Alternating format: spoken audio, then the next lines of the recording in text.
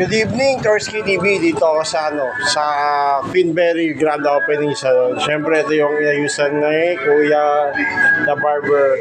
Siyempre, nandito rin yung may-ari ng salon, si Maring Rian Esteban.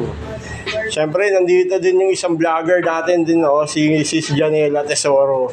Follow nyo siya sa kanyang FB page. It's me, Janela Tesoro. Yan. Dito rin si Kuya, busy. Napakagwapo. Magaling maggupit to. Mga batang kangkalo, kung gusto nyo magpagupit, dito lang sa Queenberry Barbershop. Ayan. Dito lang yan, located lang to sa tapat ng Mabini Bay Shop.